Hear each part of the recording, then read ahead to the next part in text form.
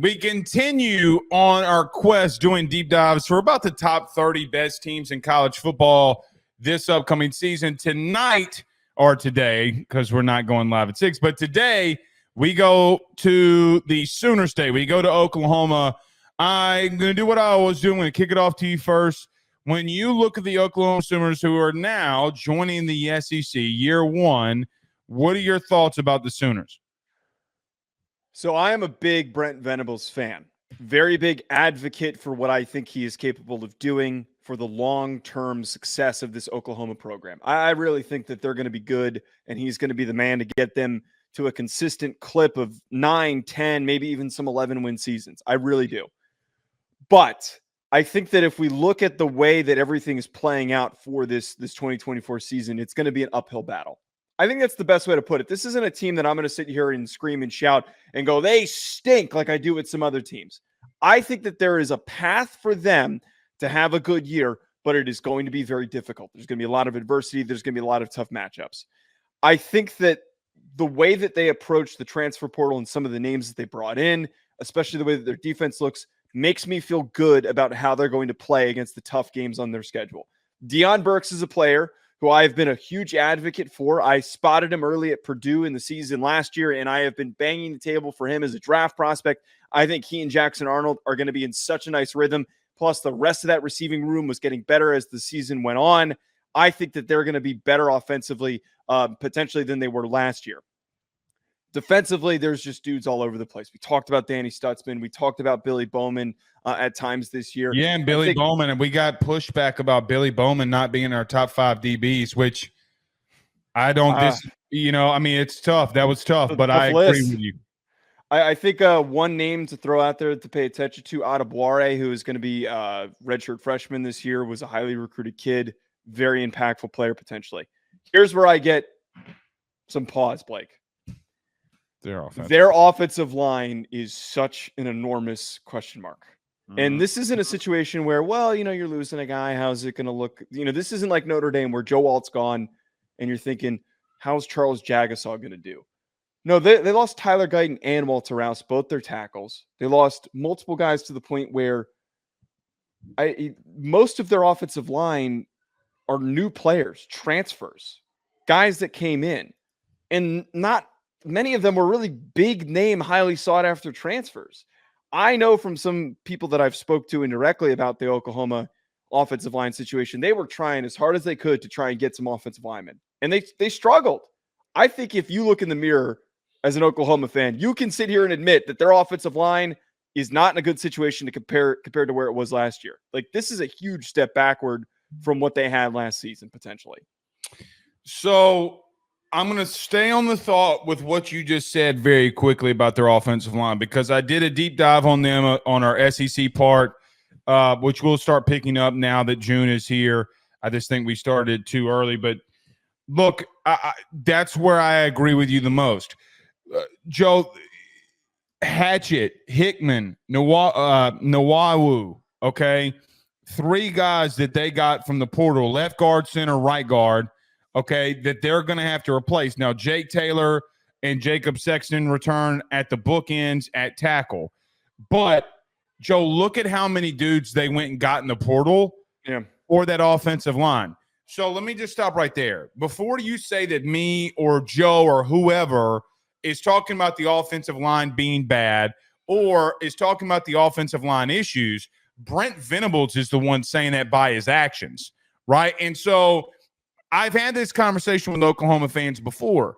Brent Venables, clearly believes that their offensive line has issues. That's not – his actions are showing that. Now, can they be better? Maybe. I mean, they did get some good ones. I think Hickman can be a good center. There are a lot of things that we're going to have to wait and see. The problem I have is not necessarily their offensive line, but the combination of a young quarterback going into a second start, offensive line that does not have cohesion going into it. I think that that's a very, very big issue and a very, very big deal. You talk about Deion Burks. I agree with you as a player that Burks is a really good wide receiver. But, Joe, they're going into a conference that they're going to need more from other guys.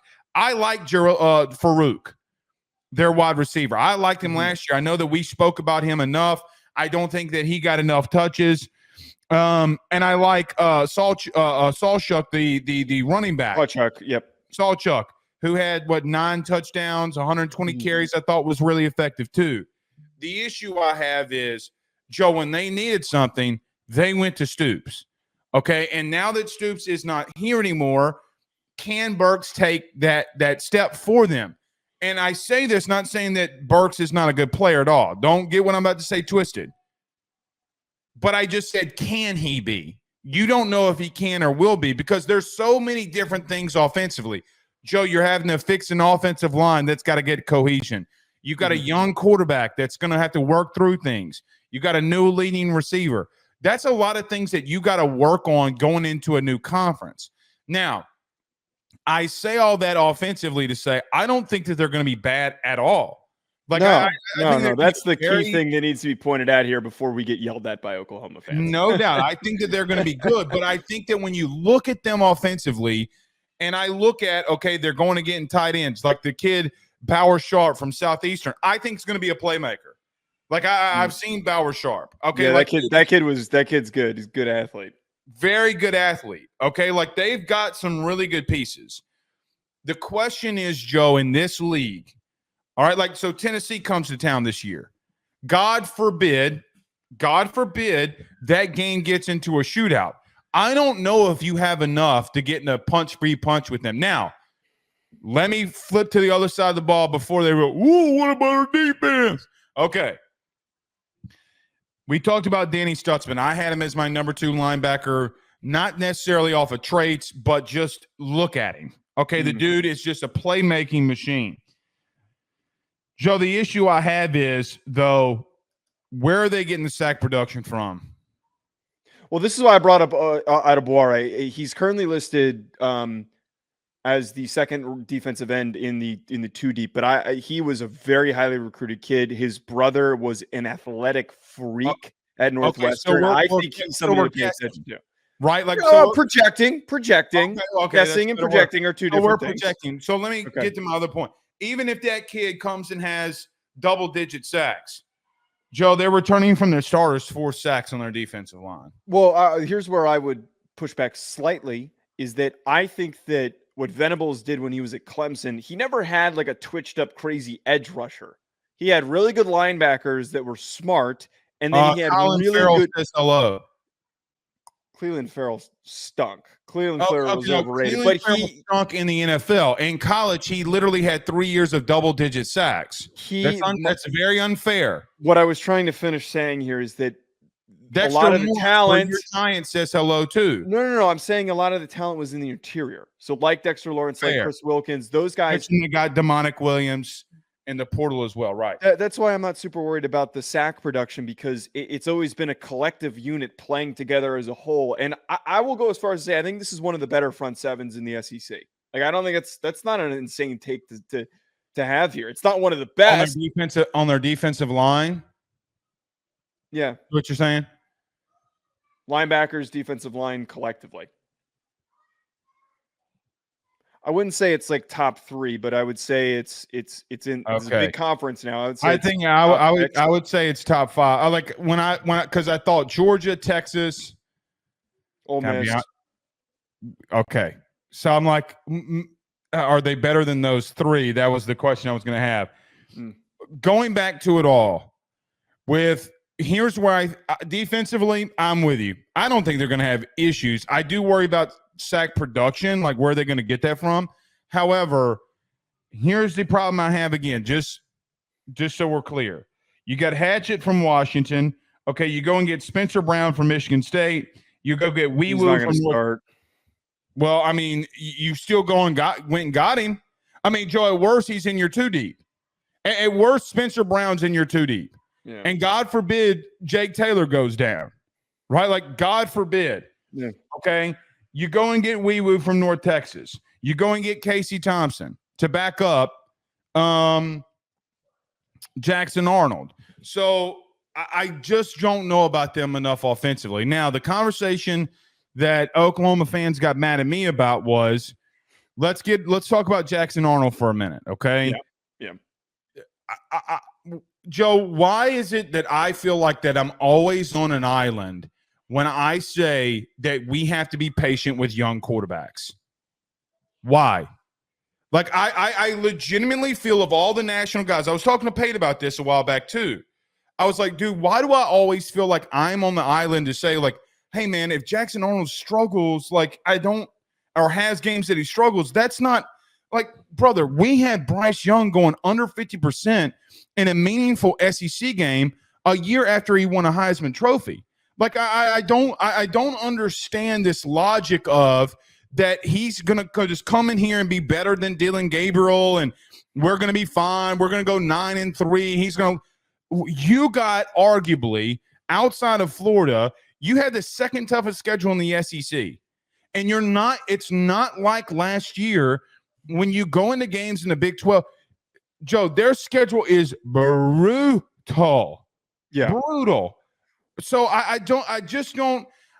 when I look at Jackson Arnold, do I think he's got traits? Do I think he's mobile enough? Do I think he's athletic inside the pocket? All of those things, yes. Do I think he can get on the outside and run a little bit? Also, yes. I just don't know if he's completely ready to take them where they think that they need to be. Well, and here's where I come down on him too. I think it's okay to be optimistic about a sophomore quarterback when he takes over. I think that's completely okay. It's completely natural. Football fans too. We always love the backup, right? Like we always love the backup quarterback. Well, but more importantly, we love the 5-star kid that was highly recruited. And look, very fair. We saw Nico flash some things against Iowa, which was a really good defense. Did you see Jackson Arnold flash as much as Nico? This is what I'm trying to say here is that the one opportunity we got to see Jackson Arnold play, he threw 3 interceptions and was like hovering around 50% completion percentage in the bowl game that they played against Arizona. In his first start, which wait. So this is what I'm trying to get at though is we can't, if that's all the example that we have of him playing, why are we suddenly propping him up to be some huge breakout star this year? It's not enough context. It's not enough context at all. I'm not saying that he's going to be bad. No, I'm agreeing with you. Oklahoma fans, we got to wait and see before we crown this kid the next Heisman Trophy winner. We got to wait and see before he does something. And for what we just talked about, a young quarterback with an offensive line that has no cohesion, none. And we talk about this with Shedeur Sanders, not having an offensive line with cohesion is going to be a huge question mark for his performance this year. And Shedeur Sanders proved to us, though, that he is a great decision maker even when he's dealing with pressure. I agree. I don't know what Jackson Arnold is going to do this year. There are a lot of question marks that are going to be impacting his performance. You're gonna have people, and I'm not reading the comments, but let me tell you what I know because I've done this. You're gonna say you have people say almost threw for 400 yards, okay, against a top 10 defense who, by the way, had 7 guys out, if I'm not mistaken, in a bowl game. I'm not going to entertain that. If you can't watch a film and say to yourself that there were some bad decisions that were made, and not only that, bad decisions in that spring game, I don't know what to tell you. But let's go here for just a second. Yeah. Okay, I'm going to concede that they beat Temple, they beat Houston, they beat Tulane. Is that fair? And they beat Maine. Okay, I wasn't going to go there yet, but they beat Maine. Okay. Tulane, Tennessee at home. I could see them winning that game. I also can see them losing that game because we just got done talking about Tennessee. That team's got a lot of weapons. And if God for like Joe, can they put and Tennessee defensively, what Oklahoma fans aren't going to hear here, Tennessee's defense is not a slouch either. That front 7 is ridiculously good. And against what could be a average O-line, they will eat you up, okay? They go to the Plains. They go to Auburn. I don't give 2 shits if who's that quarterback for Auburn. Let me tell you something that I know for a fact over the last 35 years that I've lived, or 34 years that I've lived. Going to Auburn, good luck. Brother, they could legitimately roll out a dude in a wheelchair at quarterback. and that atmosphere and in that place, God forbid it's at night, good luck. You got Texas in the Cotton Bowl. They'll be at 2:30 on ABC. Does Texas want to get revenge? South Carolina, Ole Miss, Maine. At Ole Miss. At Ole Miss. But here comes the brutal schedule. At Ole Miss, and then you got Maine. At Missouri. So, I split Ole Miss and Missouri for just a second. Yeah. Then you got Alabama and at LSU. Joe, they might be brutal way to end the season. It's a brutal way to end the season. So it comes to the part where I look at them coming in. By the way, the schedule's the exact same next year. You're just flip-flopping SEC home and aways here. Okay. I just don't I don't know if they can get to 9 wins. I think that would be their ceiling if they got there. That is got to be. And by the way, every LSU, if LSU relevant, I'm going to tell you that last game will be at night. So good luck. Alabama, I don't think that they have the talent, Joe, that Alabama still has. And we'll talk about Alabama at some point, I'm sure within the next 2 weeks. Yeah. Joe, I don't know. Going to Como?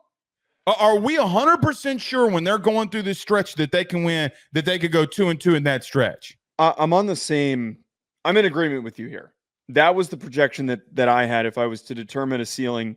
There's just too many hard games for them to go over 9 wins. It's just too difficult. We can't hand out for every single team and say that they're going to win 10 games. We just can't do that. Well, 9 is the absolute ceiling, and that is everything goes like amazing for them.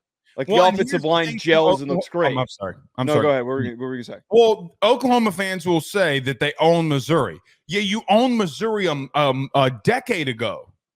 Very different Missouri team. It's a very different Missouri team. Joe, I'm just going to be honest. They're not in the last 2. Well, let me make sure. Well, I'll know this for a fact because I think Luther Burden's better than Xavier Worthy. They haven't faced anybody like Luther Burden. In the last 2 years. No, we didn't even talk about their corners either. Like I don't. Their corners are fine, but do they have anyone that's going to be able to lock down and slow down Luther Burden for what we're talking about here? No 9-3 team, Jimmy, is going to the playoff. Sorry. A 9-3 SEC team could go to the playoff. Joe, we had 4 10+ win teams in the SEC. They got 16 teams. Yeah, that's actually a good point. It's a good point. And they're going to get 4 in. No 9-3 team in the SEC nor in the Big Ten or Big Ten is going to get into the playoff. I'm sorry. I think to put like an actual number on this, I am, and this is an optimistic take, but will not be perceived as one. I really think that they're capable and will win 8 games in 2024. I don't think that Brent Venables, after he got out of his system that first bad year with everything that they were dealing with, and I made a lot of excuses for him and I defended him way more than everybody else did. I think that he is the type of coach that is a high floor coach. And the way that this roster is built defensively focused with a really good front seven, they're going to be able to pick off some of these tough teams that we're talking about here. They're going to be able to upset someone at home. Even if they beat Mizzou, even if I conceded and said they beat Mizzou, are we 1,000% confident that they can go even and beat? Are they going to have 2 wins versus Ole Miss, Alabama, LSU? Joe, I don't think they're more. I don't think they're more talented than those teams. Now, if they do, I think it's because they outcoached and outschemed those teams. I don't defensively, Joe. They're good, but again, I think it comes to a point where you're going to have to explain to me, okay, or find a way for me to justify when you're having those struggles in the Big 12 when you got this brutal of a schedule. Brother, Alabama is still going to be really freaking good. I think what's most plausible to actually occur here is to look at the 2 home games that they have. Like if they're going to pick off some of these wins. Is what? Alabama and what? Who? Alabama and Tennessee. So if there's 2 games they pick off here and go 8-4, I think it's probably those 2 games. Well, if they go 9-3, I think because they'll have 4. Well, I really don't think 9-3 would have to be like everything's perfect. Like Jackson Arnold's a Heisman finalist. I 9-3. That's a hyperbole. I'm over exaggerating there. 9-3 would require a lot of things going really, really well for you. No serious injuries on your offensive line. They're gelling together. I just don't see a way with it. We named 6 games here. 1, 2, 3, 4, 5. With 6 games here. 6 games against tough opponents that are equal, if not better than them.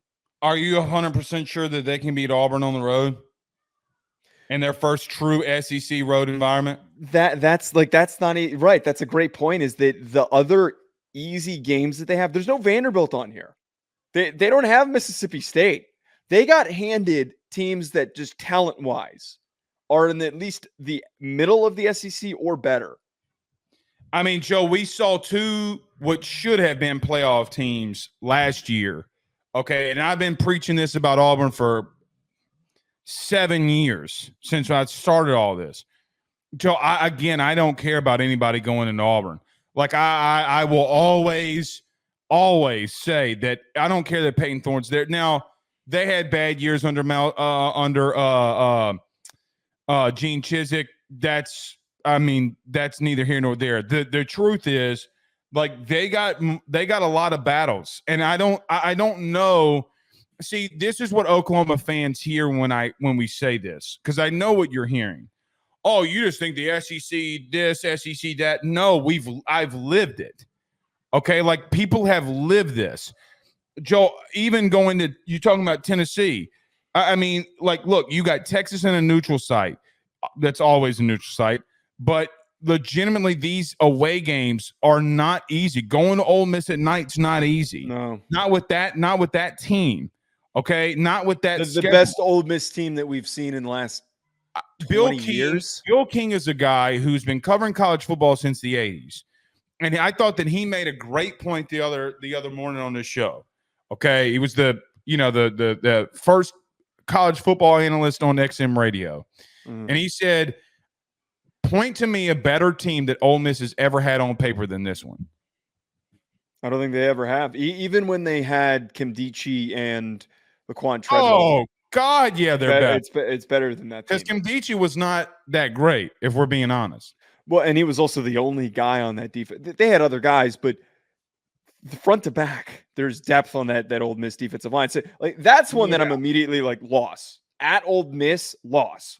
Absolutely a loss. They're not beating Ole Miss. Missouri is also a bit of a question mark because even Missouri's also reshuffling their O-line and D-line, so that there's going to be some struggles for them. Well, Simeon Barrow's the guy who might get on their defensive line now that it's looking like he's leaving Miami. That's another topic for a different day. Yeah. I just think it's brutal. And I still think that they're really good. If they get there, let me say this before we leave so I don't get canceled by Oklahoma fans. I do think that defense is going to be one of the better defenses in the SEC. Okay? Mm-hmm. You add in guys like David Stone. What can Demonic Williams do? Defensively, I think they're going to be fine. The issue that I clearly have is I just don't know if they're going to be able to score enough. I know that you're high on Burks. I know that you like him a lot. But, Joe, they're going into a place where I just, like, I don't know if they're going to be able to outscore these teams. If they have offensive issues, I don't think it's going to be from a lack of firepower or from a lack of good quarterback play. It's going to be because of poor offensive line play. That's where I stand on this. Correct. And Jackson Arnold not getting protected. And look, I mean, and here's the thing, man. Look, you face Temple, Houston, and Tulane. I think Tulane's going to give you a little bit of a fight. They still got a lot of talent on that roster. If your first real battle-tested team that you're going against is Tennessee, that's a hell of a way to really start battle-testing yourself coming into the SEC. Yeah. Because you might win that game at home, okay, because you're at home. But I really don't – I mean, what Tennessee is going to come in there and do, though, man? I mean, but it's also Nico's first real test on the road, too. Right. So – a lot of storylines going into this. I know that Oklahoma fans feel that they can come in here and just dominate. I don't, Joe. I'm not there.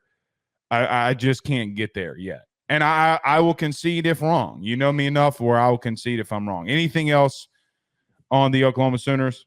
No, I think the way to wrap this up is just if they go 8-4, I don't think that's not an indictment on how good the program is. It's not an indictment that they can't get better in the future. It's just going to be a hard year. Not every single program needs to go 10-2 every single season. Well, and flipping conference, so it's a really difficult adverse situation. Like the expectation needs to be calmed a little. I mean, dude, the games that are away from Norman are brutal.